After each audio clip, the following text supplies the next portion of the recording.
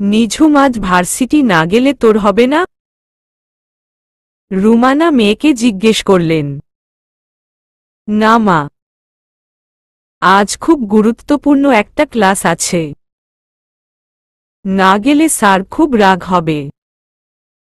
গত ক্লাসে স্যার বারবার করে বলে দিয়েছে উপস্থিত থাকার কথা। নিঝুম চুলটা আছড়ে নিল। কিন্তু তোর বড় ফুপু বলল আজই ছেলে পক্ষ দেখতে আসবে। রুমানা অসহায়ের মতো বললেন। নিঝুমের বড় ফুপু নিজে ছেলের বাবার সাথে পরিচিত। উনি একসময় সড়ক ও জনপথ বিভাগে চাকরি করতেন। ছেলের বাবাও ওইখানে চাকরি করতেন। সেইভাবেই বোধহয় পরিচয়। ছেলে 2 বছর হলো চাকরিতে ঢুকেছে।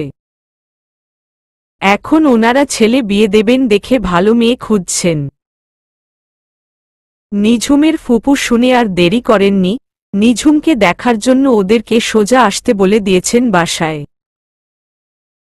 মেজাজ রুমানারও একটু হচ্ছে এখন ননদের উপর। হুট করে এভাবে মেয়ে দেখানো যায়? একদিন আগে তো অন্তত বলা লাগে। এখন শাহেদকে কিছু বললে আবার উল্টো ঝাড়ি খাওয়া লাগবে। আর মেয়ে তো তার সেই রকম লক্ষ্মী, একটা কথাও শোনে না। মানা করে দাও।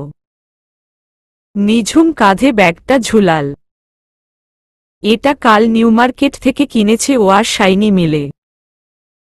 আজ সময় পেলে একটু চাঁদনিচকে যাবে। কয়েকটা গজ কাপড় পছন্দ হয়েছিল গতদিন। আজ 2টা কিনবে। নীল রঙের কাপড়টার সাথে ওর একটা জামদানি ওড়না আছে, খুব ম্যাচ হবে। আর একটা ফুলকারি ওড়না দেখেছে ওর এক বান্ধবীর কাছে গাঢ় নীলের মধ্যে, ওরকম পেলে ওটাও একটা কিনবেই কিনবে। নিঝু রুমানা জোরে একটা ধমক দিলেন মেয়েকে। তোর কাছে কি সবকিছুই ছেলেখেলা মনে হয়? মেয়ে যে তার কথা একান দিয়ে শুনে ওকান দিয়ে বের করছে, ওর চেহারা দেখেই সেটা বেশ বুঝতে পারছেন তিনি। আশ্চর্য, আমি কি করলাম? নিঝুম ব্যাগে কলম খুঁজতে খুঁজতে বলল। তোমাদের যখন যা ইচ্ছা করবা আর আমার উপর চিল্লাবা। এটা কি ঠিক? আমার মতামতের তো কোনো দাম নাই তোমাদের কাছে? এটা কেমন কথা? ভালো ছেলে হলে দেখব না? ছেলেটার রেকর্ড ভালো, দ্রুত প্রমোশন পেয়ে যেতে পারে। রুমানা বিরক্ত গলায় বললেন। সব দোষ শাহেদের, বাপের আহ্লাদ পেয়ে পেয়েই মেয়ে এমন মাথায় উঠেছে। এত ভালো হলে রোজি আপুকে দেখাও। আমার এত বড় অফিসারের বউ হওয়ার শখ নাই। আমি পাইলট বিয়ে করব। খালি বাইরে বাইরে ঘুরবে, মাঝে মাঝে রান্না করলেই হবে। নিঝুম ফট করে বলে ফেলল। রোজি হচ্ছে নিঝুমের খালাতো বোন। রোজি আপু ব্যাংকে চাকরি করে। আর রোজি আপুর এক ব্যবসায়ীর সাথে ইটিস পিটিস চলতেছে। নিঝুম ছাড়া বাসার কেউ এখনো জানে না। কিন্তু বড়পা তোর কথা বলেছে ওদেরকে এখন আরেকজনকে দেখান যায়। ওরা বিকেলে আসবে। তার আগে যেভাবে হোক বাসায় ঢুকবি। রুমানা সোজা বলে দিলেন। কিন্তু মা, আমার শেষ ক্লাসটাই ইম্পর্টেন্ট বেশি। নিঝুমের বড় ফুপির উপর খুব রাগ হচ্ছে। ওনার নিঝুম ছাড়া আর কারো কথা মনে পড়ল না। সেঝো চাচার 2 মেয়ে শিউলি আর শিবলি দিব্যি গায়ে হাওয়া লাগিয়ে বেড়াচ্ছে আর কোরবানি দেওয়ার জন্য ওনার ওকেই মনে ধরল। নিঝুমের সামনে মাস্টার্স পরীক্ষা, 2 মাস পরেই। আর বড় ফুপি শুধু বিয়ে বিয়ে করতে থাকে। আমি ওসব জানি না। যেভাবে হোক 4টার মধ্যে আমি তোকে বাসায় চাই। রুমানা বলে দিলেন। মেয়েটা বুঝতে চায় না কেন?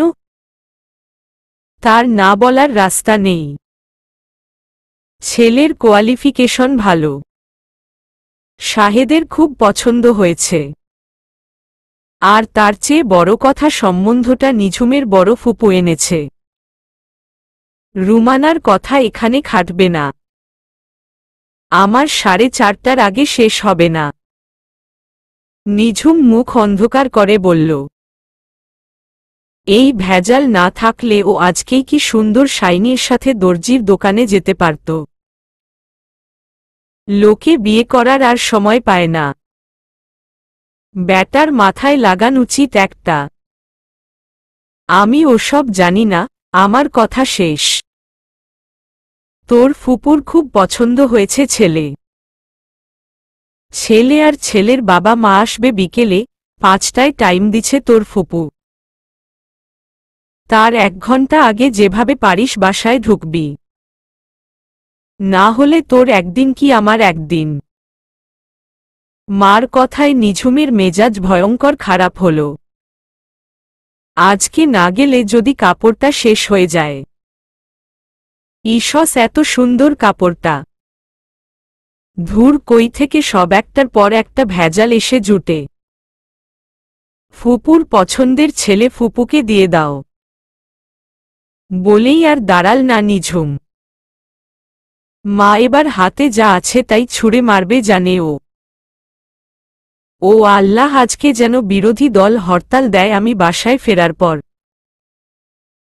আর সরকার যেন টানা 7 দিন কারফিউ দেয়। বউ খোঁজা একদম বের হয়ে যাবে ব্যাটার। ও আল্লাহ, রিকশা, গাড়ি, বাস সব নষ্ট করে দাও। আমি দরকার হলে পায়ে হেঁটেই চাঁদনি চক থেকে ফিরব। নিঝুম বিড়বিড় করতে করতে গেট দিয়ে বের হয়ে সামনে একটা সিএনজি পেয়ে উঠে বসল। শেষ ক্লাসটা না করেই বের হয়ে পড়ল ও আর শাইনি। শেষের ক্লাস করতে গেলে জন্মে ওর 5টায় বাড়ি ফেরা সম্ভব না। তার চেয়ে বরং আগে আগে কাপড় কিনে বাসায় ফেরত যাওয়াই ভালো। শাইনির সাথে চাঁদনি চক থেকে কাপড় কিনে বের হয়ে ও বাসে উঠল। বাস থেকে নেমে রিকশায় উঠে মনে পড়ল ওর চানাচুরের ডিব্বা খালি। আর চানাচুর না হলে ও মুড়িমাখা খাবে কি করে? না, তাহলে তো ওর পড়াও হবে না। চানাচুর দিয়ে মুড়িমাখা ওর ফেভারিট। প্রতিদিন সন্ধ্যায় ছোট্ট এক বাটি হলেও ও খায়। রিং রোডের সামনে পরিচিত এক দোকান দেখে রিকশা থামাল ও। চানাচুর কিনে আর রিকশা নিল না নিঝুম। এখান থেকে মাত্র 15 মিনিটের পথ। হাঁটতে হাঁটতেই বাসায় চলে যেতে পারবে ও। রাস্তায় এক জায়গায় একটা লোক কিছু চারা গাছ বিক্রি করছিল। নিঝুম তাই দেখে একটু দাঁড়াল। পলিব্যাগে একটা গোলাপের চারা দরদাম করছিল ও। হঠাৎ কে যেন ওর হ্যান্ডব্যাগটা ধরে জোরে একটা টান দিল। নিঝুম বোঝার আগেই চোরটা ওর ব্যাগ নিয়ে দৌড়ে। নিঝুমও চোর চোর বলে লোকটার পেছনে পেছনে ছুটল। কিন্তু চোরটা ততক্ষণে হাওয়া। নিঝুম ব্যাগ হারিয়ে বোকার মতো রাস্তা পার হতে যাচ্ছিল আর তারপর হঠাৎ করে একটা গাড়ি এর সামনে থেকে, আর তারপর কি হলো ওর মনে নেই। অরণ্য বুঝতে পারছে না এখন ওর আসলে কি করা উচিত। রাস্তায় মেয়েটা হঠাৎ দুম করে কোথা থেকে ওর গাড়ির সামনে এসে পড়ল আল্লাহই জানে। মেয়েটার এখন সেন্স এসেছে, কিন্তু ভেতরে ভেতরে মারাত্মক কোনো ক্ষতি হলো কিনা বোঝা যাচ্ছে না। এখানে অরণ্যের কোনো দোষ নেই।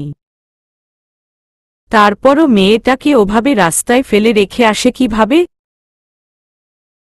তাই মাকে যে ডাক্তার দেখাবে সেই হসপিটালেই মেয়েটাকে নিয়ে এসেছে। তাছাড়া তখন মুহূর্তের মধ্যে একগাদা লোক এসে হাজির, গাড়ি ভাঙে প্রায়। শেষে ওর পরিচয় দিলে গাড়ি ছেড়েছে। অরণ্য মেয়েটার কেবিনের বাইরে দাঁড়িয়ে আছে অনেকক্ষণ ধরে। ওর এবার বেশ একটু ভয় ভয় করছে। কোনো ক্ষতি হয়ে গেল নাতে মেয়েটার। ও অবশ্য মেয়েটাকে দৌড়াতে দেখেই জোরে ব্রেক করেছে, কিন্তু ফুল স্পিডের গাড়ি থামতেও তো সময় লাগে। ভাগ্যিস আম্মু পিছনে বসেছিল। সামনে থাকলে ঠিক জোরে হুমড়ি খেয়ে পড়ে নাক ভাঙত। একটু পরে ডক্টর অনুমতি দিলেন যে ইচ্ছে হলে ও দেখা করতে পারে পেশেন্টের সাথে।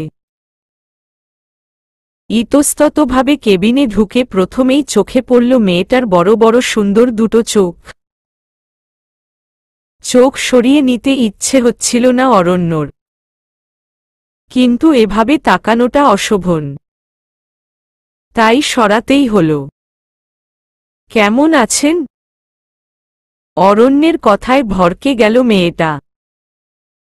বড় বড় চোখ দুটো আরো বড় বড় করে ওর দিকে অবাক হয়ে তাকাল। অরণ্যর খুব ইচ্ছে হচ্ছিল চোখ দুটো ছুঁয়ে দেবার। মেয়েটা ওর কথার কোনো উত্তর না দিয়ে ধীরে ধীরে মাথা দোলাল। কিছুক্ষণ চুপ করে থেকে অরণ্য নিজেই বলল, আমি কি আপনাকে বাসায় পৌঁছে দেব? মেয়েটা উত্তর না দিয়ে প্রচণ্ড অবাক দৃষ্টিতে ওর দিকে তাকিয়ে রইল। অরণ্যর সেই দৃষ্টির সামনে অসহায় কিছু একটা হচ্ছে। ভয়ঙ্করভাবে ঝড়ো হাওয়া বইছে, পৃথিবীর মানচিত্র পাল্টাচ্ছে। কিছু একটা তো আছে এই মেয়ের চাহনিতে, ওর বুকের কোথাও কাঁপন ধরছে। আচ্ছা, মেয়েটা কি ওকে খারাপ মনে করল? ওর কিন্তু কোনো খারাপ মতলব নেই। জাকগে ভদ্রতা মনে করে বলেছে, গেলে বাসায় নামিয়ে দেবে, নইলে না। আম্মুর ডাক্তার দেখাতে আরও একটু সময় লাগবে। ততক্ষণে মেয়েটা যদি মতো পাল্টায় তাহলে বাসায় ড্রপ করে দিবে। আসলে ওর অপরাধ বোধ হচ্ছে কেমন একটা। ইচ্ছে করে হোক আর অনিচ্ছায় হোক, অ্যাক্সিডেন্টটা তো ওর গাড়ির সাথেই হয়েছে। মেয়েটা অল্পের জন্য বেঁচে গেছে, কিন্তু বড় ধরনের বিপদও তো হতে পারত। কিন্তু অরণ্য কি চলে যাবে না দাঁড়াবে মেয়েটার জন্য? কিছুই তো বলছে না। এরপর হঠাৎ করে মেয়েটা ওর কাছে ফোন চাইল। তারপর বাবার সাথে কথা বলেই আবার ওর ফোনটা দিয়ে দিল। মেয়েটার বাসা সম্ভবত টোকিও স্কোয়ারের আশেপাশে। ভীষণ সন্দেহপ্রবণ তো। এই অবস্থায় বাসায় না গিয়ে টোকিও স্কোয়ারে নামতে চাইল। সরাসরি বাসার ঠিকানাটা দিলে কি ওর বাসা দখল করে বসবে নাকি অরণ্য? জাকগে যা মনে করে করুক, কিন্তু তারপরও কি মনে করে নিজের আইডি কার্ডটা বের করল ও? না, মেয়েটার এরকম সন্দেহ দৃষ্টিটা ওর গায়ে বেশ লাগছে। তাই কার্ডটা বাড়িয়ে দিল মেয়েটার দিকে। কার্ডটা দেখে মেয়েটার চোখে মুখে একটু স্বস্তি আসল। কার্ডটা ওকে ফেরত দিয়ে মেয়েটা নিজেই হঠাৎ বলে বসল, ওর হবু স্বামীও নাকি পুলিশ ডিপার্টমেন্টে। কথাটা শুনে নামটা ভদ্রতা করেই জিজ্ঞেস করল অরণ্য। তবে সেই সাথে মনটাও বেশ খারাপ হল। Already engaged. ধুর। নিঝুম ফট করে কথাটা বলে লজ্জা পেয়ে গেল। কি দরকার ছিল হবু বরের কথা বলার? ছেলে পক্ষ এখনো দেখেইনি ওকে। যদি না বলে দেয়। ছি, এই মার ক্যাচালের চোটে ওর আজ এই অবস্থা। লোকটা নাম জিজ্ঞেস করাতে নিঝুম কি বলবে, যা মনে আসে একটা বলতে যাচ্ছিল। লোকটার মা এসে বাঁচিয়ে দিল। হুহ। মিথ্যা বলতে যেয়ে বলেনি ভাগ্যিস। পরে মনে হলো সর্বনাশ, ব্যাটা পুলিশ। তবে ওনারা যথেষ্ট ভদ্রলোক। ওকে টোকিও স্কোয়ারের সামনে নামিয়ে দেওয়ার পরও জিজ্ঞেস করছিল ওনারা ওয়েট করবেন কিনা ওর বাবা না আসা পর্যন্ত। নিঝুম প্রায় জোর করেই না করেছে। বাবাকে ও আসতে বলেছে নাকি? ফোন তো করেছিল আশুকে, ওর ছোট বোন। বাবা শুনলে নিঝুমকে এখনই আবার হাসপাতালে নিয়ে ভর্তি করাবে, তাই বুদ্ধি করে আশুকে ফোন দিয়েছিল। বাসায় ঢোকার সাথে সাথে শুরু হলো ফাইটার প্লেনের মতো বোম্বিং। একটার পর একটা প্রশ্ন, নিঝুম উত্তর না দিয়ে চুপ করে দাঁড়িয়ে রইল। ঘড়ির কাঁটা প্রায় 4টা ছুঁই ছুঁই করছে।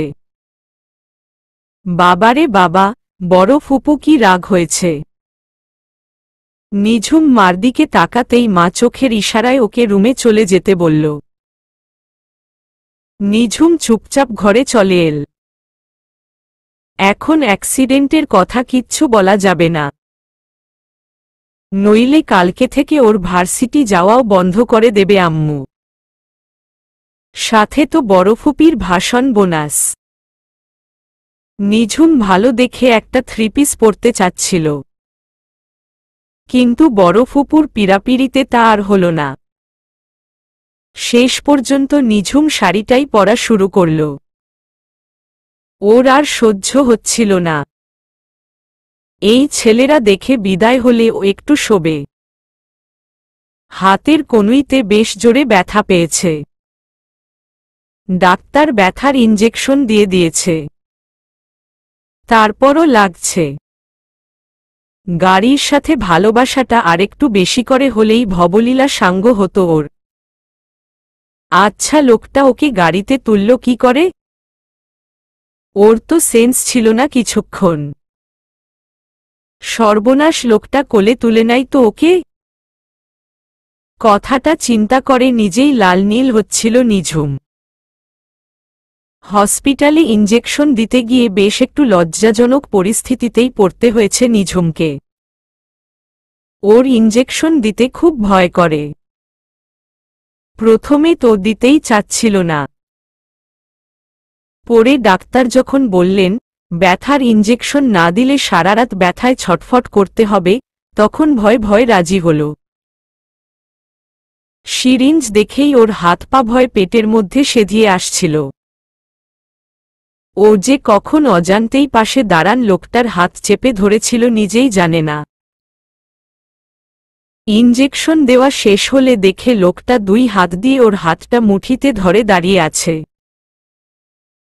ওর হঠাৎ খুব লজ্জা লাগছিল, কিন্তু লোকটা খুব সিরিয়াস মুখ করেই ওকে অভয় দেওয়ার উদ্দেশ্যে দাঁড়িয়েছিল। লোকটার চোখে মুখে উৎকণ্ঠা ছিলকেন। লোকটা খুব যত্ন করে ধরে রেখেছিল ওর হাতটা। ওই কেয়ারিংটা খুব ভালো লাগছিল নিঝুমের। হাতটা ওর মোটেই ছাড়িয়ে নিতে ইচ্ছে হচ্ছিল না, কিন্তু সেটা তো আর বলা যায় না। কিন্তু সাধারণত এরকম গায়ে পড়া আচরণে বিরক্ত হয় ও, কিন্তু আজ ভালো লাগছিল।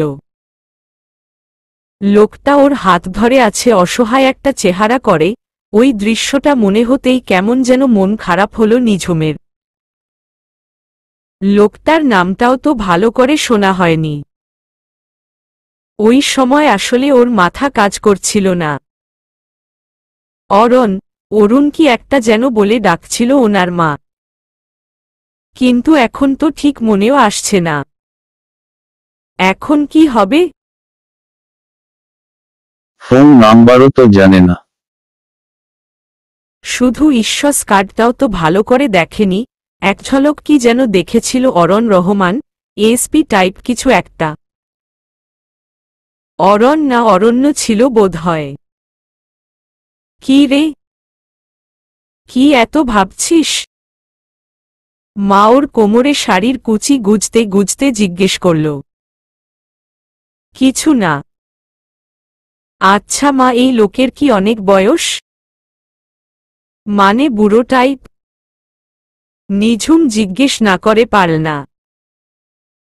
বড় ফুপি বলার সাথে সাথেই ওনারা রাজি হয়ে গেলেন। ব্যাপার কি?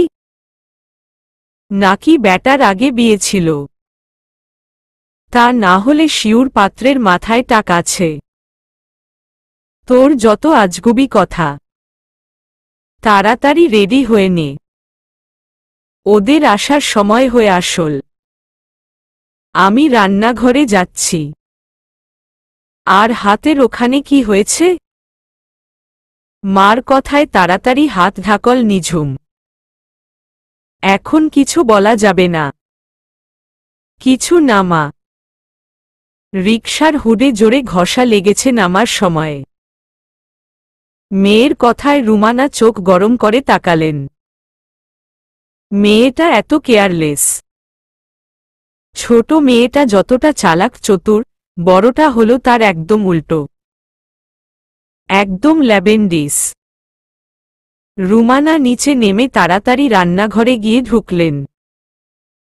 বড় ননদ রান্নাঘরে যেয়ে ঢুকেছেন। ফিরনি বানাচ্ছেন। তাড়াতাড়ি যেয়ে হাত লাগালেন রুমানা। 4টা বাজার ঠিক 10 মিনিট আগে হন্তদন্ত হয়ে বাসায় ঢুকলেন শাহেদ। হাতে ফলের প্যাকেট। ঢুকেই রুমানাকে বললেন সব ঠিক আছে কিনা দেখতে। কাস্টার্ড নাকি যেন বানাবে। তুমি যে একটু ফ্রেশ হয়ে নাও। ওনাদের আসার সময় হয়ে আসল। রুমানা ফলগুলো বের করতে করতে বললেন। শাহেদের মুখ দেখে ওর টেনশন বেশ বুঝতে পারছে রুমানা। নিঝুম হচ্ছে শাহেদের দুর্বলতা। মেয়েটার জ্বর আসলে সারারাত ঠিকমতো ঘুমায় না এই লোকটা। শাহেদের মুখ দেখে মনে হচ্ছে ওরা নিঝুমকে নয়, শাহেদকে দেখতে আসছে। রুমানারও একটু টেনশন হচ্ছে, কিন্তু অতটা না। ওর চাচাতো বোনের ননদের ছেলে আছে একটা ফাহিম নাম, রুমানার ওকে খুব পছন্দ। ছেলেটা ডাক্তার।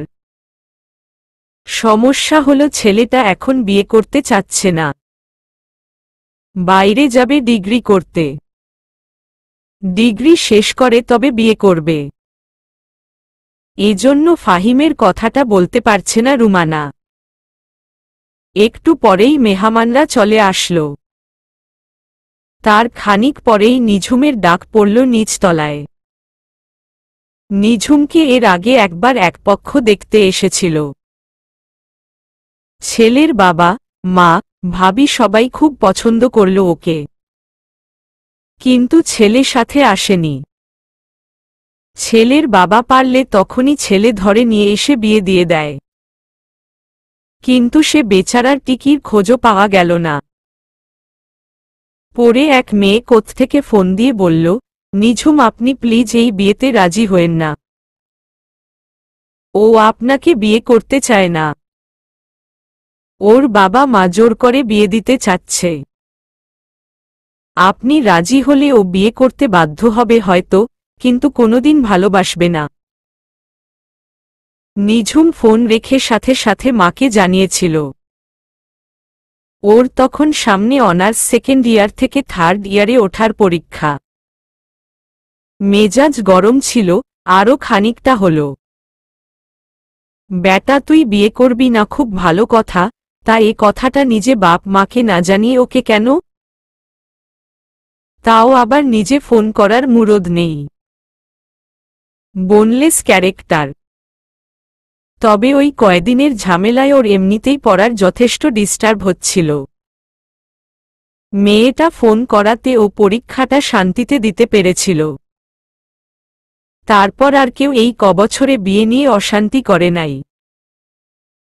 কিন্তু বড় ফুপির ওর এই শান্তি বোধহয় সহ্য হচ্ছিল না। আবার ভেজাল নিয়ে আসছে। জানা কথা ছেলে পক্ষ পেট পুড়ে খেয়ে তারপর গড়িমসি করতে করতে বলবে, আমরা একটু ভেবে দেখে বলি, যত সব। ড্রয়িং রুমে ঢুকতেই একগাদা লোক। নিঝুম বুঝতে পারছিল না কোনো দিক দিয়ে ভেতরে ঢুকবে। ছেলে কি গুড়িগুষ্ঠি সব নিয়ে এসেছে আল্লাহ মাবুদ জানে। নিঝুমকে বড় ফুপি বলল, সবাইকে সালাম দিতে। নিঝুম সবাইকে আসসালামু আলাইকুম বলল। কিন্তু বড় ফুপি চোখের ইশারায় ছেলের মাকে পায়ে হাত দিয়ে সালাম করতে বলল। এই হলো এক বিরক্তি। সালাম দেওয়ার সাথে পায়ে হাত দেওয়ার কি সম্পর্ক? কি যে সব উদ্ভট নিয়মকানুন। নিঝুম দাঁড়িয়েই ছিল। পায়ে হাত দিয়ে সালাম করাতে ওর ভীষণ আপত্তি। আগে না বুঝে ঈদের সালাম করার সময় এটা করত, কিন্তু এখন এত বড় হয়ে গেছে, এখন এটা করতে ওর খুব বিরক্ত লাগে। কিন্তু বড় ফুপি এবার বলেই বসলেন, নিঝুম ওনাকে পায়ে হাত দিয়ে সালাম কর। নিঝুম আর কি করে? বসতে যাচ্ছিল অনিচ্ছা সত্ত্বেও। হাত যতবার নাড়াচ্ছে ততবারই মনে হচ্ছে কিছু একটা ভেতরে টেনে ধরছে। কিন্তু ছেলের মা তাড়াতাড়ি ওকে থামিয়ে নিজের পাশে টেনে বসালেন। তারপর ওর দিকে তাকিয়ে মিষ্টি হেসে বললেন, কেমন আছো মামনি? তোমার ব্যথা কি কমেছে? ওনার কথায় নিঝুম চোখ তুলে তাকাল। ব্যথা কমেছে মানে? আর স্বরটাও তো পরিচিত। আরে এত সেই আন্টি, অরণ্যের মা। নিঝুমের তো আক্কেল গুরুম।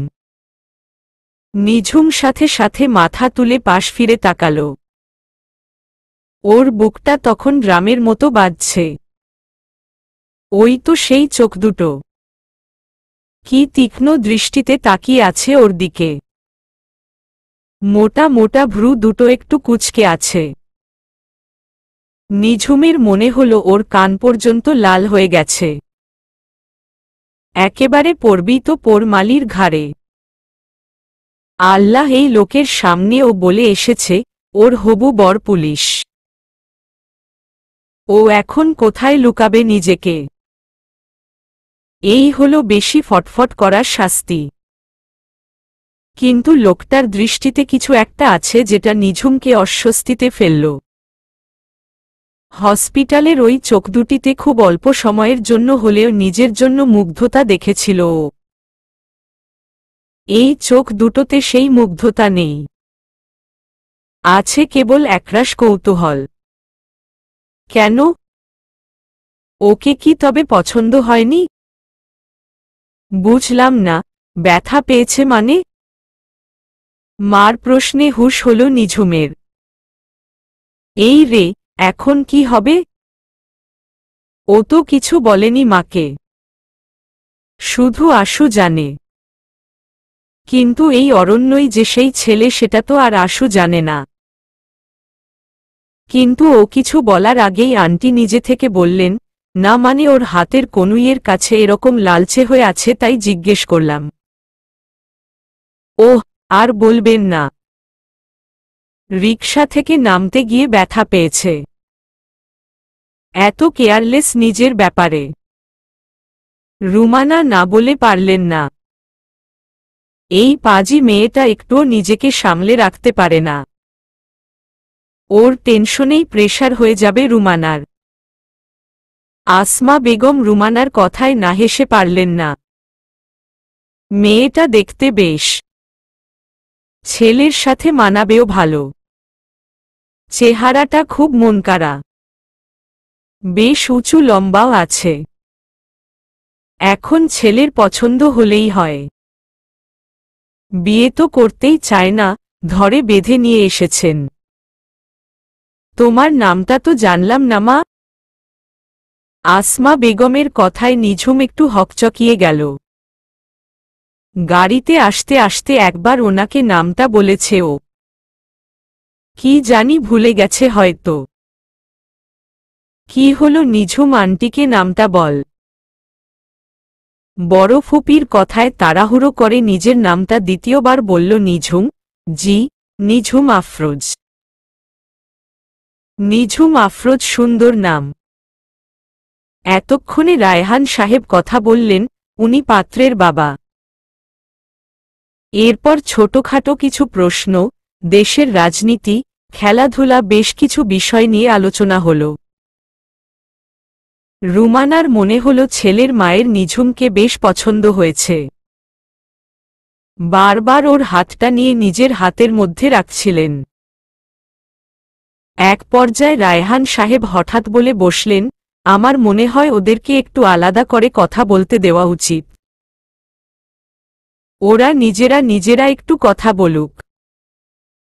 আলটিমেটলি লাইফটা ওদের, ডিসিশনটা ওরা নিলেই ভালো হয়। অন্য সময় হলে ফুপি এতক্ষণে না করে দিতেন, কিন্তু এখন কিছুই বললেন না। ভাগ্য এত খারাপ কেন নিঝুমের আজকে আল্লাহই জানেন। আজকে ফুপি মানা করতে পারত যে, অপরিচিত ছেলের সাথে এভাবে আমরা মেয়েকে কথা বলতে দেই না। পেটের মধ্যে যে কেমন অদ্ভুত অনুভূতি হচ্ছে, নিঝুমের এত বোর্ড পরীক্ষার চাইতেও খারাপ অবস্থা। মনে হচ্ছে 100টা প্রজাপতি পেটের মধ্যে ফরফর করে উড়ে বেড়াচ্ছ। মাগো, এই লোকের সামনে ও একা একা কি করে কথা বলবে। নিঃশব্দে একটা ঢোক গিলল ও। লজ্জায় মরে যেতে ইচ্ছে হচ্ছে ওর। আল্লাহ প্লিজ বাঁচাও। টেনশনের চোটে বারবার মুখের সামনের চুলগুলি কানের পেছনে নিয়ে গুজছিল নিঝুম। পাশ থেকে আশু ফিসফিস করে বলল, এই আপি দুলাভাই তো সেই লেভেলের হ্যান্ডসাম রে। তোদের বিয়ের পরে দুলাভাইকে বলবি তো আমাকে একদিন একটু কলেজে নামিয়ে দিতে। আশুর কথায় নিঝুমের পায়ের কাঁপুনি আরও বেড়ে গেল। দুলাভাই। অরণ্য না নিঝুমের দিকে তাকাচ্ছে না, ওকে কিছু জিজ্ঞেস করছে। লোকটার ভয়েস কত সুন্দর, কিন্তু সে তো মুখে কুলু পেটে বসে আছে। মনে হয় সুপার গ্লু লাগিয়েছে ফার্স্ট ক্লাস কোয়ালিটির। রুমানা বলল, নিঝুম তোরা কথা বল, আমরা বরং ওনাদের বাসাটা একটু ঘুরিয়ে দেখাই। নিঝুম অস্বস্তির সাথে মাথা নাড়ল। ওই লোক তো কিছুই বলছে না। হবু বর পুলিশ বলাতে কি লোকটা মাইন্ড করেছে? আচ্ছা, একটু বেশিই হয়তো বলে ফেলেছে, কিন্তু তাই বলে কি ওর সাথে কথাও বলা যাবে না? নিঝুমের তো ভীষণ শুনতে ইচ্ছে হচ্ছে ওর কথা। নাকি ও নিজেই সরি বলে নেবে? কিন্তু ও তো আর ওনার নাম বলেনি। আর বললেই কি বিয়ে হয়ে গেল নাকি? বড়রা সবাই বের হয়ে গেলে পুরো ঘরটাই একদম শুনশান হয়ে গেল। কেউ কোনো কথা বলছে না। ওদের এরকম চুপচাপ থাকতে দেখে শেষ পর্যন্ত আশুই প্রশ্নটা করল, ভাইয়া আপনি কোথা থেকে পড়াশোনা কমপ্লিট করেছেন? ঢাকা ইউনিভার্সিটি। ওহ, কোনো সাবজেক্টে? ইংরেজি।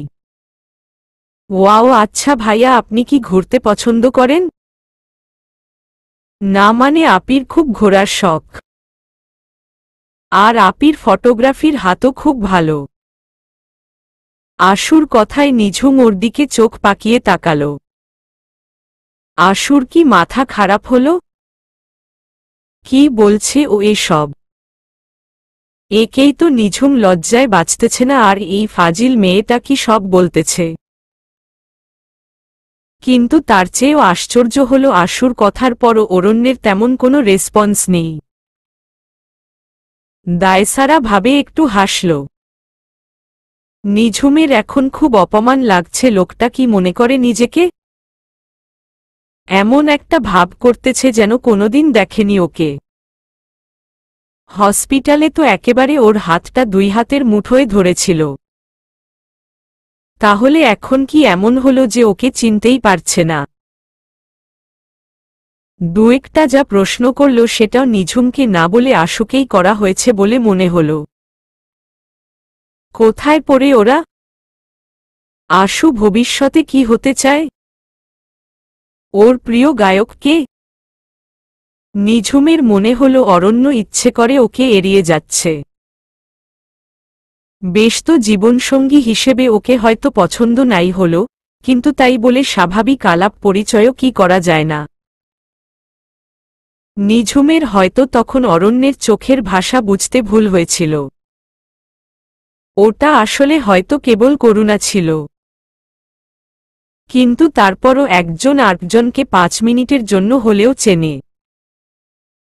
এভাবে একেবারেই না চেনার ভান মানুষ করেই বা কিভাবে?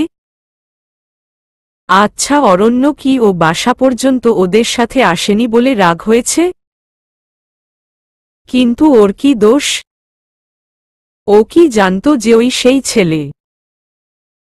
নিঝুম এর আগে কখনো এরকম করে কারো সাথে কথা বলার জন্য ব্যাকুল হয়নি। আর আজ যখন প্রথমবারের মতো ব্যাকুল হচ্ছে তখন সেই ছেলে ওকে মোটে পাত্তাই দিচ্ছে না। কেমন একটা কান্নার দলা পাকিয়ে আসছে ওর বুকের কাছটায়। এরা কতক্ষণ থাকবে? বেশিক্ষণ অরণ্যর কাছ থেকে অবহেলাটা সহ্য করতে পারবে না ও। চোখ দুটো কেন যেন ঝাপসা হয়ে আসছে। দুঃখ, অপমান, অভিমান সব একসাথে ওর বুকের ভেতর যুদ্ধ শুরু করে দিয়েছে। কি করবে এখন নিঝুম? কেন লোকটা তখন অত অসহায় চেহারা করে ওর হাতটা ধরে থাকল? ওই মুহূর্তটা তো ভুলতে পারছে না নিঝুম। খানিক পর শাহেদ এসে অরণ্যকে ভেতরে ডেকে নিয়ে গেলেন। ওখানে বড়রা সবাই খুব জমিয়ে আড্ডা দিচ্ছেন। রায়হান সাহেব আর নিঝুমের বড় ফুপু তো তাদের চাকরি জীবনের গল্প শোনাচ্ছেন। আর শাহেদ, রুমানা, আসমা বেগম ওনাদের হ্যাতে হ্যাঁ মেলাচ্ছেন। নিঝুম আর আশু অরণ্যের পিছে পিছে ডাইনিং রুমে আসল। মেহমানদের জন্য রাতের খাবারের ব্যবস্থা করা হয়েছে। এখন হালকা কিছু নাস্তা পরিবেশন করলেন রুমানা। নিঝুমও হাতে হাতে রুমানাকে সাহায্য করল। অরণ্যকে কেকের পিস তুলে দিতে গিয়ে ওর কবজির সাথে হালকা হাতের ছোঁয়া লাগতেই তাড়াতাড়ি হাত গুটিয়ে নিল অরণ্য। ব্যাপারটা চোখ এড়াল না নিঝুমের। এই হাতটাই তো ঘণ্টা কয়েক আগে ওর হাতটাকে ছুঁয়ে রেখেছিল পরম মমতায়। আর এখনই অস্পৃশ্য হয়ে গেল এই অল্প সময়ের মধ্যে। থাক, আর কিছু দেবে না নিঝুম, তাড়াতাড়ি অরণ্যের পাশ থেকে সরে এলো। আসমা বেগম যতবারই ছেলের দিকে তাকাচ্ছেন ততবারই অরণ্য বারবার চোখ সরিয়ে সরিয়ে নিচ্ছে। ওনার মনে কেন যেন একটা সন্দেহ দানা বাঁধছে। কিন্তু পরক্ষণে সেই ভাবনাটাকে ঝেড়ে ফেলে দিলেন। মনে হয় সত্যিই অরণ্যের নিঝুমকে পছন্দ হয়নি। ওনার বেশ একটা ধারণা হয়েছিল যে অরণ্যের বোধহয় এই মেয়েকে পছন্দ হবে। কিন্তু এখন ওর ভাবসাব দেখে তিনি নিজেও শঙ্কিত বোধ করছেন। মেয়ে তো বেশ ভালো। দুপুরেও যখন কথাবার্তা বলেছিলেন বেশ ভালো লেগেছিল। সত্যি বলতে কি অরণ্যর অনেক মেয়ে বন্ধু আছে। তাদের অনেকে ওকে বেশ পছন্দও করে। একবার তো পুতুল নামের একটা মেয়ে, অরণ্যর 2 ক্লাস জুনিয়র হবে, একেবারে বাবা মা নিয়েই হাজির হয়েছিল ওনার বাড়িতে। মেয়েটার বাবা মাও মোটামুটি আকারে ইঙ্গিতে বুঝিয়ে দিয়েছিলেন যে তারা খুবই আগ্রহী। আসমা বেগম ওই কথা অরণ্যের সামনে বলতেই ছেলে হাসতে হাসতে বাঁচে না। বলে, ওমা, ওই চিজ বাসায় ঢুকলে তুমি আর কোনোদিন রান্নাঘর থেকে মুক্তি পাবে না। ননির পুতুল ওটা। ওর ঈদের মার্কেট সিঙ্গাপুর ছাড়া হয় না। আমার এই বেতনে ওর নেইলপালিশও হবে না। এমনি বলে আমাদের বদনামের শেষ নেই। তার ওপর উমন সাজুনি কপালে জুটলে আমায় নির্ঘাত 2 নম্বরই করতে বাধ্য করবে ও। আসমা বেগম হতাশ হয়েছিলেন। সেটা প্রায় 8 মাস আগের কথা। কিন্তু আজ দুপুরে মেয়েটার ইঞ্জেকশন দেওয়ার সময় যেভাবে অরণ্য ওর হাত ধরেছিল তাতে তিনি একটু আশার আলো দেখেছিলেন। কিন্তু এখন ছেলের আচরণে তো উল্টো কিছু দেখতে পাচ্ছেন। এই ছেলে তাকে একদণ্ড শান্তিতে থাকতে দিবে না। অসহায়ভাবে একটা দীর্ঘশ্বাস ফেললেন তিনি। ছেলের পছন্দ হলে আজকেই পাকা কথা দিয়ে যেতেন তিনি। কিন্তু এখন সাহস হচ্ছে না। আর তার চেয়ে বেশি হচ্ছে মন খারাপ। রায়হান সাহেব ও স্ত্রীর মন খারাপটা লক্ষ্য করলেন। কিন্তু সবার সামনে তো আর সবকিছু বলা যায় না। বের হয়ে আসার সময় ওনারা বাসায় গিয়ে আত্মীয় স্বজনের সাথে একটু আলোচনা করে জানাবেন বললেন। সরাসরি না কিভাবে বলেন? শাহেদ সাথে সাথে নিশ্চয়ই বলে সমর্থন করলেন। রুমানা বলল, ছেলের ভাবগতিক তেমন সুবিধার লাগল না। মনে হয় উত্তরটা না হবে। শাহেদ কিছু বললেন না। নিঝুমের বড় ফুপি দিলারা একটা দীর্ঘশ্বাস ফেলে গেস্টরুমে গিয়ে শুয়ে পড়লেন। সারাদিন অনেক ধকল গেছে। তার একটু বিশ্রামের খুব প্রয়োজন। আয়েশারও একটু মন খারাপ হল। ভাইয়াটা দেখতে বেশ সুন্দর ছিল। আপির সাথে খুব মানাতো। নিঝুম সোজা গিয়ে নিজের বিছানায় শুয়ে পড়ল। ওর খুব মাথা যন্ত্রণা হচ্ছে, সাথে হাতের যন্ত্রণাও বেড়েছে। কিন্তু সবচেয়ে বেশি কষ্ট হচ্ছে বুকের মধ্যে। কেমন যেন খামচি দিয়ে উঠছে। এত কষ্ট কেন হচ্ছে? কি এমন হয়েছে? লোকটার ওকে পছন্দ হয়নি, সে কারণে এড়িয়ে গেছে। বেশ করেছে। ভালো ব্যবহার করলে হয়তো না শোনার পর আরো খারাপ লাগত। তার চেয়ে বরং এই ভালো হয়েছে। কিন্তু চোখ বন্ধ করলেও তো ওই লোক। সন্ধ্যার অরণ্যকে ছাপিয়ে বারবার দুপুরের অরণ্য এসে ওর মনের আঙিনায় হানা দিচ্ছে। কোনটা সত্য আর কোনটা মিথ্যে সব গুলিয়ে যাচ্ছে। কি করবে নিঝুম? অরণ্য বুঝতে পারছে না ওর আসলে কি করা উচিত। মা সকাল থেকেই পেছনে লেগেছিল যে ওর জন্য মেয়ে দেখতে যাবে। বাবার কোনো কলিগের ভাস্তি। না গেলে বাবার মান সম্মানের ব্যাপার। শেষ পর্যন্ত রাজি হতে হয়েছে অরণ্যকে। কিন্তু মাকে ডাক্তার দেখিয়ে নিয়ে আসার পর থেকে ওর আর একটুও নড়তে ইচ্ছে হচ্ছিল না। চোখ খুললেই নিঝুমের সুন্দর চোখ দুটো ভেসে উঠছিল। না হে কি বিপদে পড়ল ও। ও যত ভুলতে চাইছে তত বেশি করে মনে পড়ছে। কিন্তু ওই মেয়ে তো অলরেডি এনগেজড। তার সাথে আবার সেইম প্রফেশনে চাকরি করে ওর উড বি হাসবেন্ড। কিচ্ছু করার নেই। অরণ্য নিজেই নিজেকে বুঝিয়েছে ও জীবনে প্রথমবারের মতো কোনো মেয়েকে পছন্দ হল, বাট মনের খাঁচায় আটকানোর আগেই পাখি ফুরুত। এখন এই ফাঁদে আটকে মর নিজে। কার মুখ দেখে যে আজ বের হয়েছিল অরণ্য।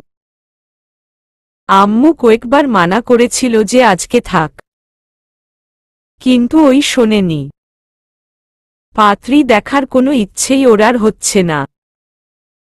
কিন্তু না গিয়ে উপায় নেই, মার মন খারাপ হবে। আর এই জায়গায় ও দুর্বল। আম্মুর পীড়াপিড়িতে শেষ পর্যন্ত কাপড় পরল ও, কিন্তু তার খানিক পরেই অফিস থেকে ফোন এল। এই মুহূর্তে অফিসের মিটিংয়ে আছে অরণ্য। আরও 15 মিনিট হয়তো লাগবে শেষ হতে। অনেকক্ষণ ধরে কেউ একজন ওকে কল করছে অনবরত। মিটিং থেকে বের হয়েই ফোনটা রিসিভ করল অরণ্য। হ্যাঁ বল। ভাইয়া তুই কি সত্যি এই মেয়েকে বিয়ে করবি না? ভালো করে ভেবে বল। ওপাশ থেকে বিস্মিত একটা সুর ভেসে আসল। আমি তো বললামই, আই হ্যাভ নো ইন্টারেস্ট। অরণ্যের সোজাসাপটা উত্তর। একবার ছবিটা একটু দেখে নিতি, পরে আফসোস করতে পারবি না কিন্তু। আর মার খুব পছন্দ হয়েছিল মেয়েটা। অরণ্য কিছু বলল না, ও ভালো করেই জানে ব্যাপারটা। মার ওকে বিয়ে দিয়ে নাতি দেখার শখ হয়েছে। মায়েরা কেন যে কিছু বুঝতে চায় না। ভাইয়া মেয়েটা কিন্তু সুন্দর আর ফ্যামিলির লোকজনও ভালো মনে হল। অরণ্য এবার অসহায় বোধ করল। অয়ন প্লিজ। আচ্ছা আচ্ছা ঠিক আছে, কিন্তু তাহলে আমি আমার জন্য বলবো মাকে? তখন কিন্তু বাগড়া দিতে পারবি না বলে দিলাম। অয়নের কথায় হেসে ফেলল অরণ্য। অয়ন ওর থেকে 10 মিনিটের ছোট, ওর যমজ ভাই। ওরা দেখতে হুবহু একই রকম। হুট করে দেখলে যে কোনো মানুষ ধোঁকা খায়। এমনকি কাপড় পাল্টে পড়লে বাবা মাও মাঝে মাঝে গুলিয়ে ফেলে। ওরা ছোট থাকতে অবশ্য মার ভুল হতো না, কিন্তু এখন ওরা বড় হওয়ার পর মাঝে মাঝে একজনকে আরেকজন ভেবে ভুল করেন। আর সেই সুযোগটাই আজ নিয়েছে অরণ্য। একই তো নিঝুম নামের মেয়েটা ওর শান্তির 14টা বাজিয়েছে। তার মধ্যে অফিস থেকে ফোন আসল, হেড অফিস থেকে জরুরি মিটিং কল করেছে। ডিআইজি স্যার উপস্থিত থাকবেন মিটিংয়ে, না গিয়ে উপায় নেই। ওর মাথায় আসছিল না কি করবে ও। আম্মুকে বললেই মন খারাপ করবে। শেষে দেখা যাবে প্রেশার বেড়ে গেছে। এমন সময় হঠাৎ করে ব্যাংক থেকে অয়নের ফোনটা এল। ও প্রাইভেট একটা ব্যাংকে নতুন রিক্রুট হয়েছে। অয়ন একটা ফোন কিনবে বসুন্ধরা সিটি থেকে। যে সেট পছন্দ হয়েছে সেটা ওর বাজেটে কুলোচ্ছে না। 10,000 টাকা শর্ট পড়ছে। অরণ্য সাথে সাথে দিতে রাজি হয়েছে। কিন্তু তার বিনিময়ে অয়নকে কিছু সময়ের জন্য অরণ্য হতে হয়েছে আর কি। বাসার পেছনের গেট দিয়ে চুরি করে বের হতে হয়েছে অরণ্যকে। No way. অরণ্য মাথা নাড়ল। অয়নের যদি ওই মেয়ে পছন্দ হয় তাহলে তো ও বেঁচে গেল। অবশ্য তাতেও ওর বিশেষ কোনো লাভ নেই। আচ্ছা নিঝুমের কার সাথে বিয়ে ঠিক? ওটা কি ওর প্রেমের বিয়ে না পারিবারিকভাবে ঠিক হয়েছে? অরণ্য কি একটু খোঁজ নেবে? যদিও সরাসরি নিঝুমের নাম্বারটা নেই ওর কাছে, তবে ওর বাবার নম্বর আছে। আর ওই নম্বর দিয়ে নিঝুমের বাসার ঠিকানা বের করা ওর কাছে কোনো ব্যাপার না। কিন্তু করবে কিনা সেটাই ডিসিশন নিতে পারছে না। নিঝুম যদি ওকে উল্টো বোঝে। ওকে, আমি ছবি পাঠাচ্ছি। তোর জন্য না হোক আমার জন্য কেমন হয় জানা। অয়ন হাসতে হাসতে বলল। অয়নের ধারণা মেয়েটাকে দেখলে ভাইয়া মতো পাল্টাতে পারে। আসলে আম্মুর খুব পছন্দ হয়েছে। অয়ন ভয়ে আম্মুর দিকে তাকাতে পারছিল না। ওই বাসায় যে অয়ন খুব কম কথা বলছিল, কারণ ভাইয়ার গলার স্বর একটু বেশিই ভারী। আম্মু বুঝে ফেলে।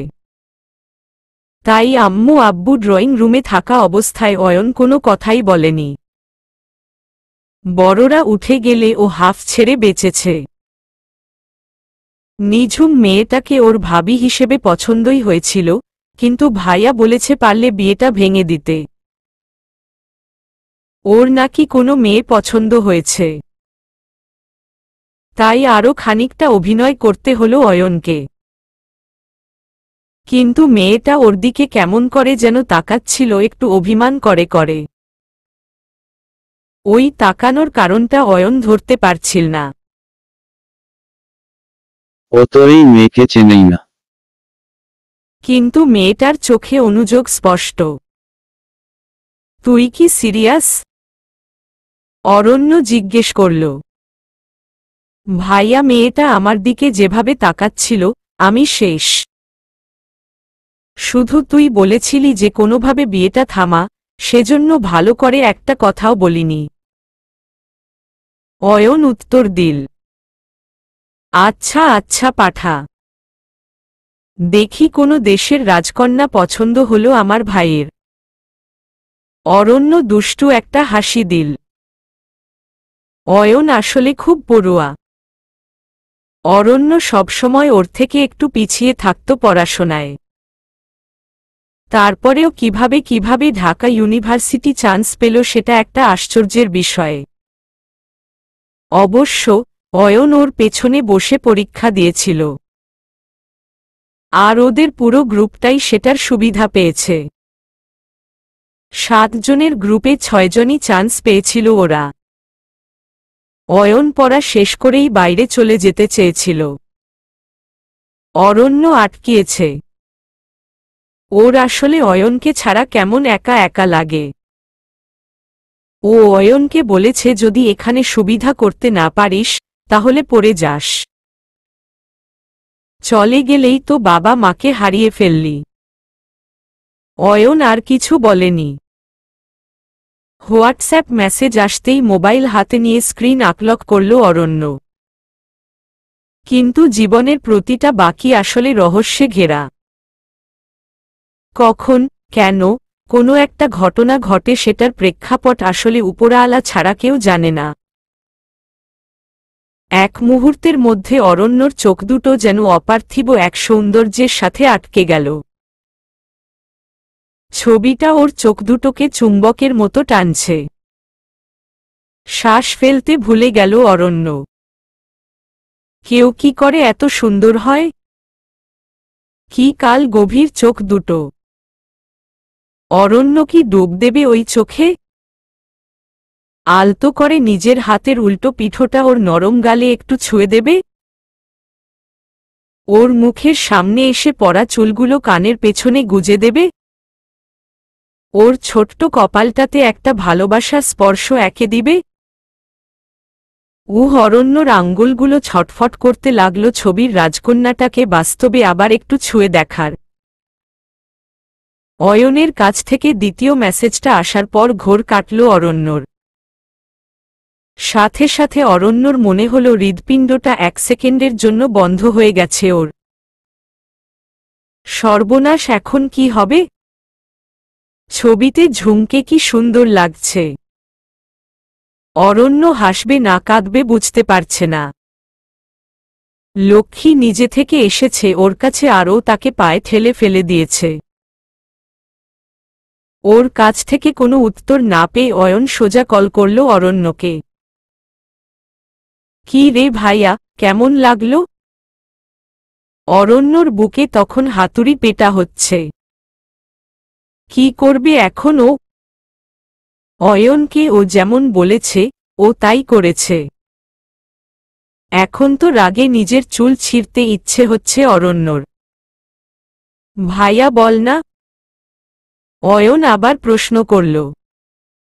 অয়ন কাপা কাপা গলায় ডাকল অরণ্য। কি ব্যাপার? তোমার কি হলো? অয়ন অবাক। সর্বনাশ হয়েছে রে ভাই। অরণ্য ঢোক গিলল। এখন তো আম্মুকেও কিছু বলে লাভ হবে না। মানে? অয়ন কিছু বুঝতে পারছে না। মানে আমি যে মেয়ের কথা বলেছিলাম ওটা তো নিঝুমই ছিল। এখন কি হবে বলতো ছোট? ওকে না পেলে ঠিক মরে যাব। অরণ্য শেষ পর্যন্ত বলেই ফেলল অয়নকে ব্যাপারটা। অয়নও অরণ্যর কথা শুনে অবাক। অরণ্যর আসলেই কপাল খারাপ। তা না হলে এমন হয়। অরণ্যর অবস্থা শুনে অয়নের হাসিও পাচ্ছিল সেই রকম। ভাইয়া বেশি বুদ্ধি করতে যেয়ে ধরা খেয়েছে। এতক্ষণে অয়ন বুঝতে পারছে মেয়েটা অমন অভিমানী ভঙ্গিতে কেন তাকাচ্ছিল ওর দিকে। ওর দিকে তো না, অরণ্যর দিকে। নিঝুমের তার মানে ভাইয়াকে পছন্দ। একা একাই রুমে বসে হাসতে লাগল অয়ন। ভাইয়া এত চিন্তা করিস না। নিঝুম তোকে অনেক পছন্দ করে। ও তো আর জানে না যে ওটা আমি, তুই নোস। আর আমি কোনো কথাই আসলে বলিনি। বেচারির সেজন্য খুব মন খারাপ ছিল। এতক্ষণে অভিমানের কারণ বুঝতে পারছি। তুই কালকেই যা ওদের বাসায়, তুই 2 মিনিট কথা বললেই ওর রাগ পানি হয়ে যাবে। অয়নের কথায় এতক্ষণে এক চিলতে হাসি ফুটল অরণ্যের মুখে। ঝুম ওকে পছন্দ করে তাহলে? অয়ন কথা বলেনি বলে রাগ হয়েছে ওর ঝুমের। দাঁড়াও, কালকেই যাব তোমার কাছে, দেখি কত কথা বলতে পারো আমার সাথে। নিঝুম রিকশায় বসে চারদিক দেখতে দেখতে ভার্সিটিতে যাচ্ছিল। অদিয়ার ফোন পেয়ে মনোযোগটা হারালো ও। চারদিকটা এখনো হালকা হালকা কুয়াশায় ঢাকা। গরমটা আসলে এখনো ভালো করে জাকিয়ে বসেনি। নিঝুম টিস্যু বের করে নাকের উপরে চেপে ধরল। কেন যেন ফোঁটায় ফোঁটায় পানি ঝরছে রাত থেকে। আজব, মনের দুঃখে চোখের বদলে নাক থেকে পানি পড়ে জানা ছিল না। আনমনে একটু হাসল নিঝুম। খুব বাজে একটা দিন গেছে কালকে। সারারাত হাতের ব্যথায় ছটফট করেছে ও। সাথে অপমানবোধটাও। না, আর অরণ্যকে নিয়ে ভাববে না নিঝুম। কালকের দিনটা মাথা থেকে ঝেড়ে ফেলতে হবে। জীবনে কত কিছুইতে পছন্দ হয়, সবই কি আর পাওয়া যায়? চাঁদ দেখতে সবারই ভালো লাগে, কিন্তু চাঁদ ছোঁয়ার সৌভাগ্য সবার হয় না। মাথা নেড়ে নিজেকে আবার মনে করিয়ে দিল ও। সকালে নিজেই নিজের কাছে ওয়াদা করেছে ও ব্যাপারটা মুছে ফেলবে মন থেকে। ক্যাম্পাসে লোকজন সবেমাত্র আসতে শুরু করেছে। নিঝুম রিকশা থেকে নেমে বাংলা ডিপার্টমেন্টের সামনে গিয়ে দাঁড়াল।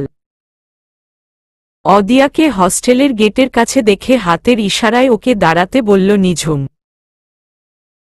অদিয়াকে মনের দুঃখ না বলা পর্যন্ত ওর দুঃখ কমবে না, আর কালকের ঘটনাটা ভোলা ওর জন্য জরুরি। সাত সকালে তাই নাস্তা না করেই বের হয়েছে নিঝুম। বেলা 10টা পর্যন্ত অদিয়ার সাথে ওর রুমে বসে কাটিয়ে দিল নিঝুম। সব শুনে অদিয়াও একটু মন খারাপ করল। তারপর ওকে বলে সান্ত্বনা দিল যে, দেখ নিঝু, ওই ছেলে তোর জন্য নয়। তা না হলে 500 মাইল দূর থেকেও ও তোর কাছে ঠিক চলে আসত। নিঝুম নিজেও সেটা বিশ্বাস করে। তারপরও মন খারাপটা যাচ্ছে না। অদিয়ার 11:30টায় একটা ক্লাস আছে। নিঝুমেরও, কিন্তু ওর করতে ইচ্ছে করছে না। শাইনিকে ফোন দিলে ওর ছোট বোন ধরল। শাইনি ব্যস্ত, ওর চাচা এসেছে মালয়েশিয়া থেকে। অদিয়ার কাছ থেকে বিদায় নিয়ে নিউ মার্কেটে আসল। নতুন কিছু রান্নার বই এসেছে। নিঝুমের নতুন জিনিস রান্নার শখ আছে। সুযোগ পেলেই নতুন নতুন রেসিপি দেখে রাঁধতে চেষ্টা করে। মার মতো অত ভালো হয় না, তবুও চেষ্টা করে। ওর বাবা আর আশু খুব আগ্রহ করে খায়। 750 টাকা দাম হয়েছে দুটো বই মিলে। নিঝুম ব্যাগ থেকে টাকা বের করে দিতে গিয়ে থমকে গেল। কেউ একজন ওর আগেই বইয়ের দোকানদারকে মানিব্যাগ থেকে টাকা বের করে দিয়েছে, 1000 টাকার একটা নোট। নিঝুম প্রথমে নোট থেকে হাত আর তারপর লোকটার পুরো অবয়বটাকে দেখল। প্রথম কয়েক সেকেন্ড ওর মাথা কাজ করেনি, কিন্তু তারপর লোকটার মুখের মুচকি হাসি দেখে ওর ভেতরটা তেলে বেগুনে জ্বলে গেল। কতবড় সাহস এই লোকটার! কালকে একদম চিনতেই পারল না, আর এখন এসেছে দরদ দেখাতে। ওর মনে হচ্ছিল টাকাটা লোকটার মুখে ছুঁড়ে মারে। কিন্তু না, নিঝুম নিজেকে বোঝাল, তা করব কেন? লোকটাকে অত পাত্তা দেওয়ার কি আছে? নিঝুম সাথে সাথে ওর মুখের শক্ত হয়ে যাওয়া পেশিগুলোকে শিথিল করল। তারপর দোকানদারের দিকে নিজের 750 টাকা এগিয়ে দিল।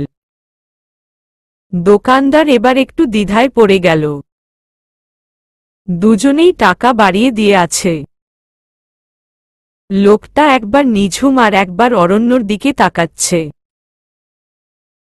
লোকটা যে উত্তরটা নিঝুমের কাছ থেকেই চাচ্ছে সেটা বুঝতে পেরে নিঝুম বলে উঠল, কি হলো, টাকাটা নিন। কিন্তু লোকটা টাকা নেওয়ার আগেই অরণ্য চট করে লোকটার কানে কানে কি বলল, এরপর আস্তে করে লোকটার পকেটে টাকা গুজে দিল। বইয়ের দোকানদার নিঝুমের দিকে তাকিয়ে হেসে বলল, ম্যাডাম আবার আসবেন। সামনের সপ্তাহে আরও কয়েকটা রান্নার বই আসবে। নিঝুমের মাথা এবার প্রচণ্ড গরম হল। কিভাবে এই লোক নিজেকে, হ্যাঁ, সরকারি অফিসার বলে কি মাথা কিনে নিয়েছে? নায়কের ভাব দেখো, আবার সানগ্লাসও পরছে। এক নজরে অরণ্যের ড্রেসআপটা একটু দেখে নিল নিঝুম। এই লোক পুলিশ কি করে হয়, মাথায় আসছে না নিঝুমের।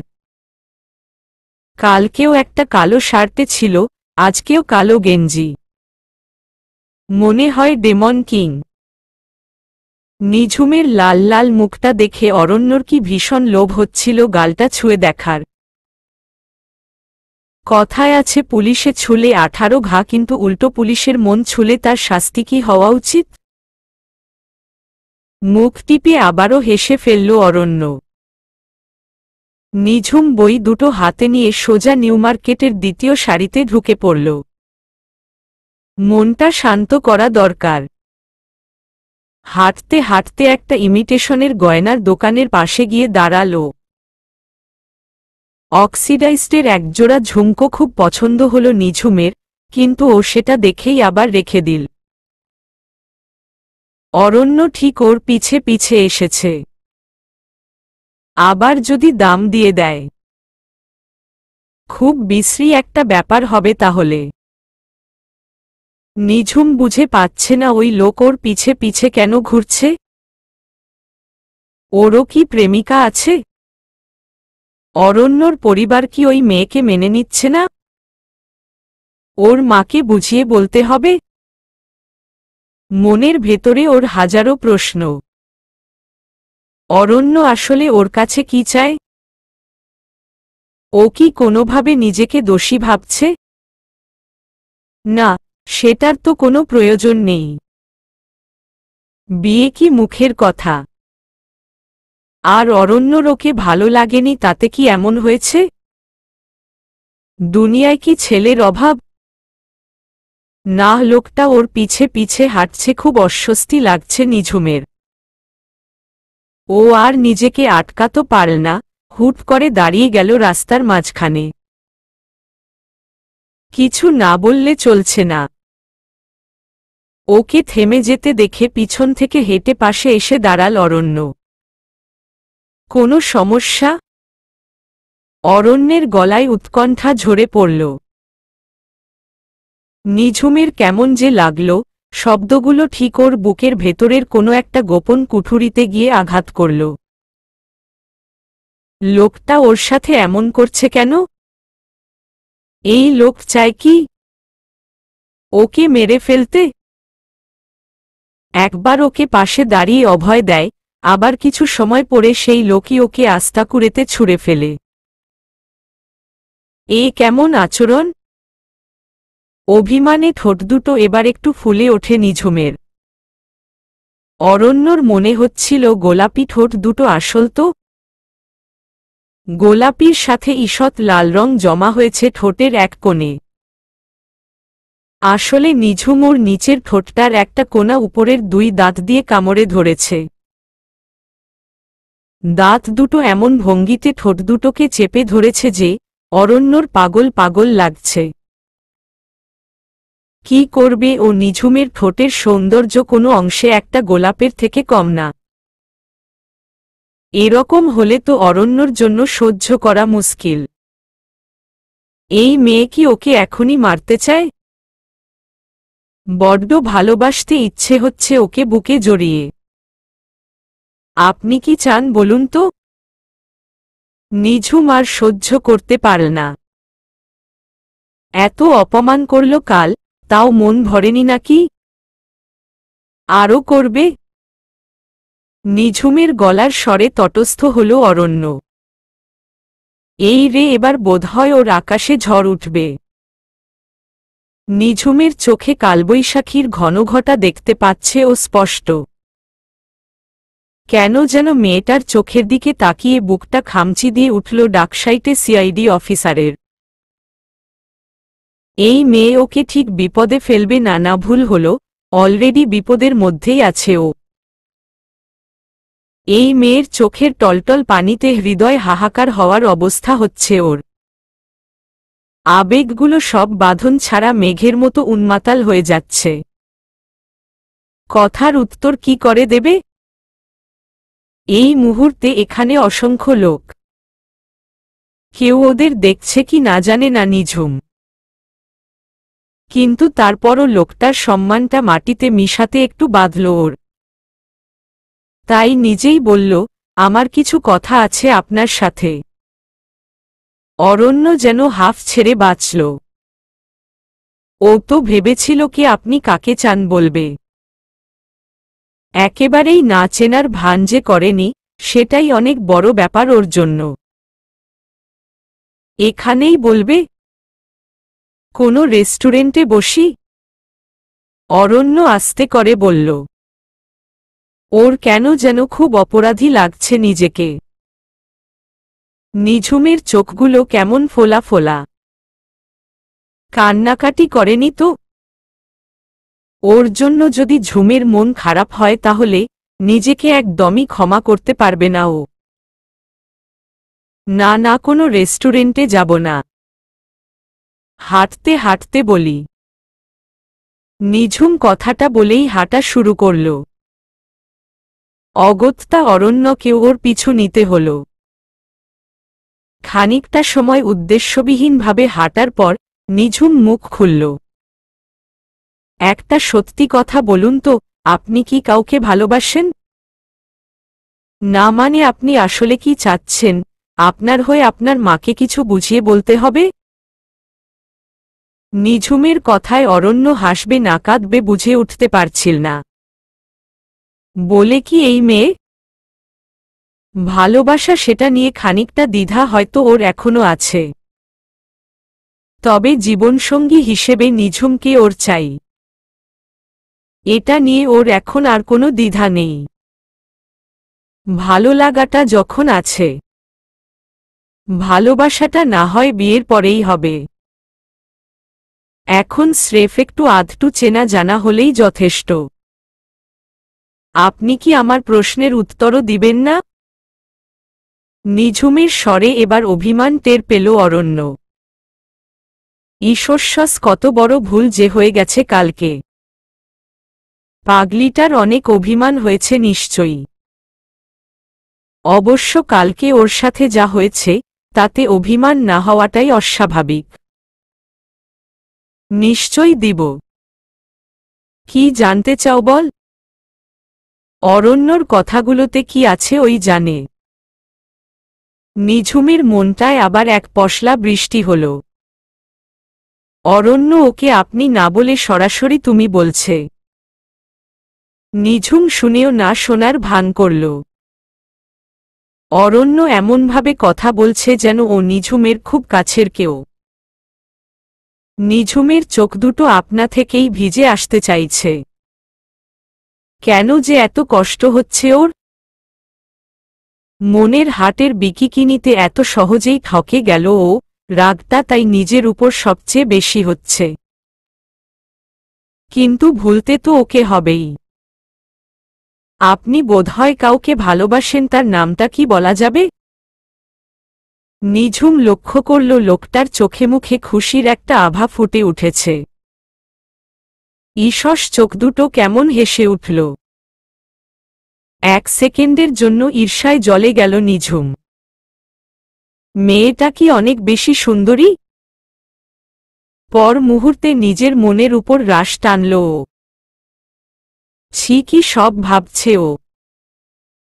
আসলে কালকে অ্যাক্সিডেন্টটা হওয়ার পর থেকে মাথা বিগড়েছে ওর। কারো ব্যক্তিগত জীবনে নাক গলান খুব খারাপ কথা। মনে মনে নিজেকে বাজে একটা গালি দিল নিঝুম। তা তো মনে হয় বাসি, কিন্তু সে বাসে কিনা বুঝতে পারছি না। অরণ্যর এরকম স্পষ্ট আর সাবলীল উত্তরে কথার খেই হারিয়ে ফেলল নিঝুম। সেই জন্যই তাহলে ওরকম আচরণ করেছে কালকে। তা ওরকম না চেনার ভাব না করে ওকে বলে দিলেই তো হতো। ও কি ওকে জোর করে ধরে বিয়ে করত নাকি? এতই ছোটলোক ভাবে ওকে? কিন্তু অরণ্যর উত্তরে তো মনে হয় ওই মেয়ে ওকে ভালোবাসে না। তাহলে কেন তাকে জিজ্ঞেস করেননি? অরণ্য এবার সানগ্লাসটা চোখ থেকে নামিয়ে ভাঁজ করে পকেটে ভরল। আজকে কালো শার্টের সাথে ডিপ ব্রাউন কালারের প্যান্ট পরেছে ও। নিঝুম আর চোখে একবার অরণ্যকে দেখে চোখ সরিয়ে নিল। এত রাগ হয় নিজের উপর? এত কিছুর পরও কি করে ওই লোককে চুরি করে দেখতে ইচ্ছে হয় ওর? দুই গালে দুটো জুতোর বাড়ি পড়া উচিত ওর। তুমি অভয় দিলে জিজ্ঞেস করতে পারি করব? অরণ্যর কথায় এবার সব তালগোল পাকিয়ে গেল নিঝুমের। লোকটা কি ইচ্ছে করে এরকম ফাজলামো করছে ওর সাথে? আর এরকম একটা বিষয় নিয়ে কেউ ফাজলামে করে?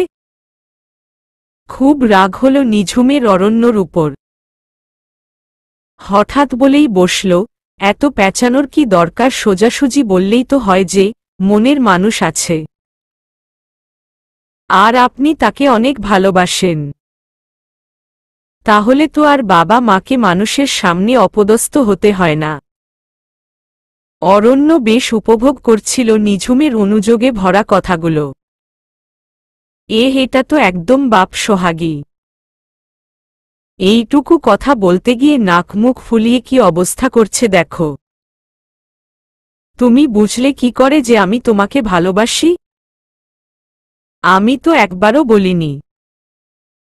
অরণ্য খুব গম্ভীর মুখে বলল, যেন নিঝুমের চুরি ধরা পড়ে গেছে। নিঝুম উত্তর দিতে গিয়ে থেমে গেল। কি বলল লোকটা? ও কখন বলল যে ও অরণ্যকে না মানে ওই লোক ওকে ভালোবাসে? ও তো ভালো করেই জানে যে ওই লোক ওকে কথা বলার মতো পছন্দও করে না। দেখুন, আমি একবারও এই কথা বলিনি। আপনি ভুল শুনেছেন। ভুল আর আমি? ইম্পসিবল। আমি পরিষ্কার শুনেছি যে তুমি বললে যে আপনি কি কাউকে ভালোবাসেন।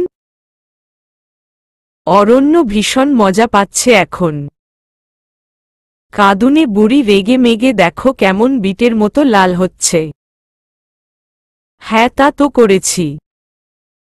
কিন্তু আপনি আমাকে ভালোবাসেন সে কথা কখন বললাম? আজব মানুষ তো আপনি।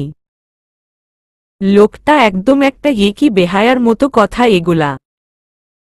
ও কখন ওই কথা বলেছে? নিঝুম আবার হাঁটতে শুরু করল, কিন্তু পেছনে থেকে হাতে টান পড়তেই থেমে যেতে হলো ওকে। লোকটার কি মাথা খারাপ? এত লোকের মধ্যে ওর হাত ধরে টানছে কোনো সাহসে? যাচ্ছ যে বড়। অরণ্য সত্যি ওর হাতটা টেনে ধরেছে। অনেকক্ষণ ধরেই ধরতে চাচ্ছে। সেই কাল দুপুরের পর থেকে আর একবারও তো ধরার সুযোগ পায়নি। বিয়ের পর একদিন সারাদিন এই পাগলির হাত ধরে থাকবে অরণ্য। তার মানে? নিঝুম হাতটা টেনে ছাড়িয়ে নিল জোরের সাথে। এই হাত ধরার অধিকার ওই লোকের নেই, সেটা ওই লোককে বুঝিয়ে দিতে হবে আজ। মানে আমার এক রাজকন্যা ভারী পছন্দ হয়েছে। মনে মনে আমি তো তাকে খুব ভালোবেসে ফেলেছি, কিন্তু মেয়েটা একদম ছিচকাদুনে টাইপের। আর কিছু বলার আগেই রেগে ফুলে ঢোল হয়ে যায়, আর মাথায় বোধহয় বুদ্ধিশুদ্ধি তেমন নেই। অরণ্য মুখ মুছতে মুছতে বলল, এত গরম, বললাম যে কোনো রেস্টুরেন্টে চল। কিন্তু না, এই মেয়ের এই রাস্তাই পছন্দ। আসলে অরণ্য বলেই গিয়েছিল যে এই মেয়ে কালকে ওকে কায়দা করে বাসার ঠিকানা দেয়নি। তোর লাইফ শেষ অরণ্য। দুনিয়ায় তোর এই পাগলটাকেই মনে ধরল। আপনি কি বলুন তো? কাউকে পছন্দ করেন খুব ভালো কথা, কিন্তু তাহলে আমার সামনে তার নামে আবার বদনাম করছেন কেন? বলার সাহস থাকে তো তার কাছে গিয়ে বলুন। কষ্ট আর অভিমানে বুকটা ভেঙে যাচ্ছে নিঝুমের। ওর সামনে এভাবে ওই মেয়ের কথা না বললেই কি হতো না? ঘুরিয়ে ফিরিয়ে এই কথাগুলো শোনান এতই জরুরি? তার সামনেই তো বলছি। অরণ্য এবার হাত দুটো নিজের বুকের উপর বাঁধল। নিঝুমের মনে হল ওর কান দুটো ঝা ঝা করছে। এই কথা বলে অরণ্য কি বোঝাতে চাইছে? তার সামনেই বলছে মানে? অরণ্য কি বলতে চাইছে যে নিঝুমকে ওর পছন্দ? কিন্তু তা কি করে হয়? লোকটা নিশ্চয়ই কোনো প্যাচ কষছে। কিন্তু এই কথার তো ওই মানেই হয়। লোকটা এরকম অদ্ভুত অদ্ভুত কথা কেন বলছে? একটার পর একটা আজগুবি কথা বলে ওকে পাগল বানিয়ে দিচ্ছে। না, হার দাঁড়াবে না নিঝুম। এক্ষুনি বাসায় যাবে। কিন্তু তার আগেই অরণ্য আবার ওর ডান হাতটা ধরে ফেলল। নিঝুমও আর পারছিল না। বেশ একটু চেঁচিয়ে বলে উঠল, মেয়েদের আপনারা কি মনে করেন বলুন তো? ইচ্ছে হলে কথা বলবেন, ইচ্ছে না হলে বলবেন না। আর আপনি কথায় কথায় আমার হাত ধরছেন কোনো সাহসে? একসাথে এতগুলো প্রশ্ন করে হঠাৎ হুঁশ হল নিঝুমের। আশেপাশের লোকগুলো সব কৌতূহলী দৃষ্টিতে তাকিয়ে আছে ওদের দিকে। অরণ্যর মুখের দিকে তাকিয়ে ভয় ভয় ঢোক গিলল নিঝুম। কেমন একটা অপ্রস্তুতভাবে তাকিয়ে আছে অরণ্য ওর দিকে। কিন্তু নিঝুমই বা কি করে বারবার এই ধরনের কথা বললে সহ্য হয়? ওর কি মান অপমান বলে কিছু থাকতে নেই? আই অ্যাম সরি, নিঝুম নিচু স্বরে বলল। অরণ্য কোনো উত্তর দিল না।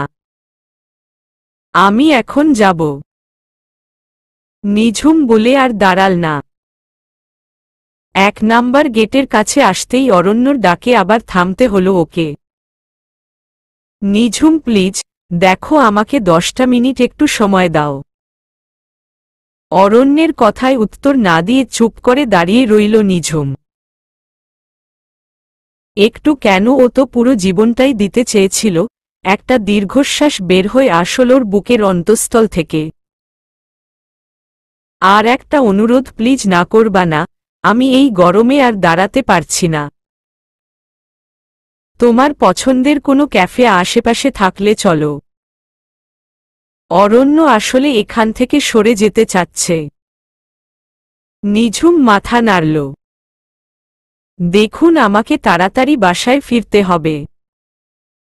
আপনার খুব কষ্ট হলে বড়জোর ওই সামনের চটপটির দোকানে ঢুকতে পারি। এছাড়া অন্য কোথাও আমার পক্ষে যাওয়া সম্ভব নয়। অরণ্য শেষ পর্যন্ত হাল ছেড়ে দিয়ে সামনের দোকানটাতে গিয়েই বসল।